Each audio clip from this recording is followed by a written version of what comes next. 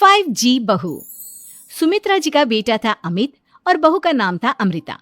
सुमित्रा जी की बहू की बातें सुनकर ऐसा लगता था कि जैसे वो बहुत इंटेलिजेंट है, क्योंकि उससे कभी भी कोई भी सवाल पूछो फट से जवाब दे देती थी।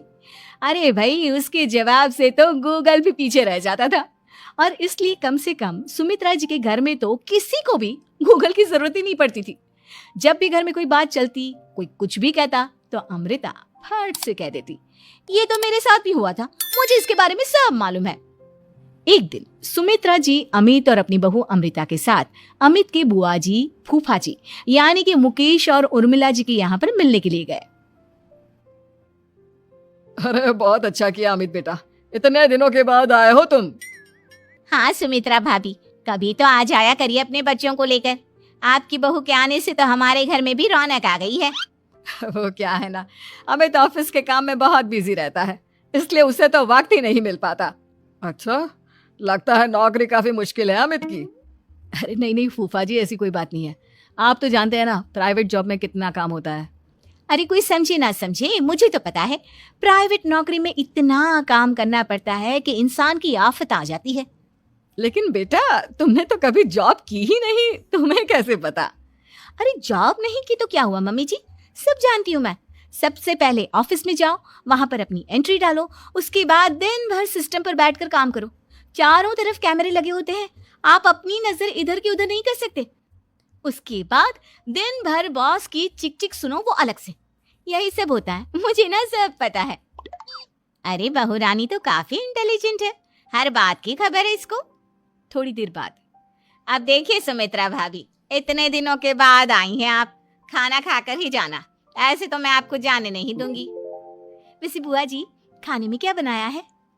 वो क्या है ना बेटा, आज तुम्हारी बुआ जी की तबीयत थोड़ी ठीक नहीं थी, इसलिए हमने सोचा कि जब तुम लोग यहाँ आ जाओगे तो बाहर से खाना मंगवा लेंगे और साथ में बैठकर खाएंगे। लेकिन बस प्रॉब्लम इतनी सी है कि मुझे बाहर से खाना ऑर्डर करना नहीं आता।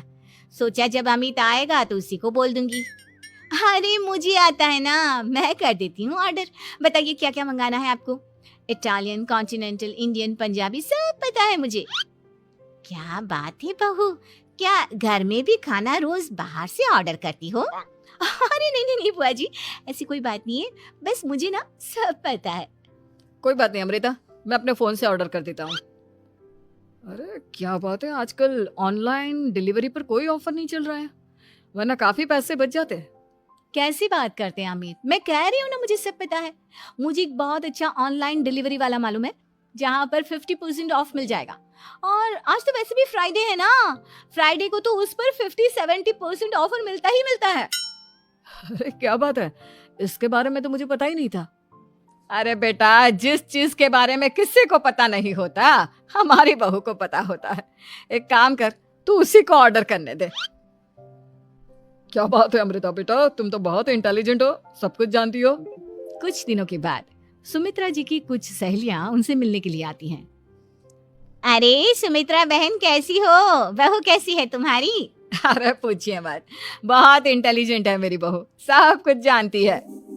क्या बात है, बहू के आने के बाद तो औरतें दुखी हो जाती है, लेकिन तुम तो बहुत खुश लग रही हो। वो क्या है ना, मेरी बहू है ही इतनी अच्छी। अरे तो बुलाओ ना, हमारे साथ बैठेगी, बातें करेंगी तो हमें भी अच्छा लगेगा। सुमित्रा जी अमृता को बाहर बुलाती हैं और उसके बाद सब लोग बातें करने लगते हैं। क्या बताऊं, कुछ दिनों से घुटनों में इतना दर्द हो रहा है कि चला भी नहीं जाता। अब बुढ़ापे में तो ये सब चलता ही रहता है, क्या कर सकते हैं।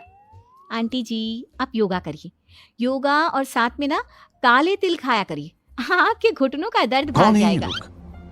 लेकिन तुमको ये सब कहाँ कैसे से पता आते हैं? बेटा?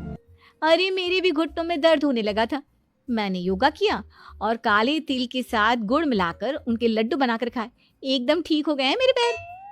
अमृता, ये तुम क्या कह रही हो, इतनी कम उम्र में तुम्हारे